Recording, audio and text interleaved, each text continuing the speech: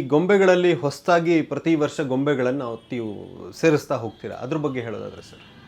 ಹೊಸ ಬೊಂಬೆಗಳು ಸೇರಿಸುವುದು ಅಂತ ಹೇಳಿದ್ರೆ ಈಗ ಒಂದು ಎರಡು ಒಂದೆರಡು ಕಾರಣ ಅಂತ ಹೇಳಿದ್ರೆ, ಈಗ ಕೆಲವು ಹಳೆ ಬೊಂಬೆಗಳು ಅವು ತಾವಾಗಿಯೇ ಮುರಿದೋಗುವಂಥದ್ದು, ಕರಗೋಗುವಂಥದ್ದು, ಅಥವಾ ನಾವೆಲ್ಲೋ ತಗಲಿ ಒಡೆದೋಗುವಂಥದ್ದು, ಅಂದರೆ ಅನ್ರಿಪೇರಬಲ್ ಅಂಥದ್ದನ್ನು ನಾವು ಬಲವಂತವಾಗಿ ಬಿಸಾಡಲ್ಲ, ಎಲ್ಲೋ ಒಂದು ಕಡೆ ಮೂಲೆ ಇಟ್ಟಿರ್ತೀವಿ.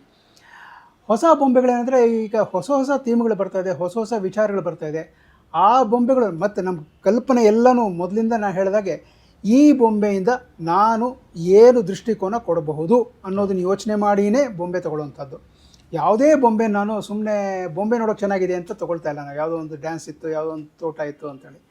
ಸೊ ಈ ವರ್ಷಕ್ಕೆ ನಾವು ಒಂದು ಈ ಕುಬೇರನ ಬೊಂಬೆ ತೊಗೊಂಡಿದ್ದೀವಿ. ನಾವಿನ್ನೂ ತೊಗೊಳಕ್ಕಾಗಲಿಲ್ಲ, ಸಮಯ ಆಗಲಿಲ್ಲ.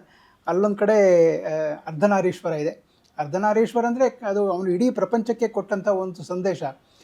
ಶಿವ ಇಲ್ಲದೆ ಶಕ್ತಿ ಇಲ್ಲ, ಶಕ್ತಿ ಇಲ್ಲದೆ ಶಿವ ಇಲ್ಲ, ಇಬ್ಬರು ಒಟ್ಟಿಗೆ ಇದ್ದರೆ ಮಾತ್ರ ಪ್ರಪಂಚ ಅನ್ನುವಂಥದ್ದನ್ನು ಹೇಳುವಂಥ ಕಥೆ ಅದು.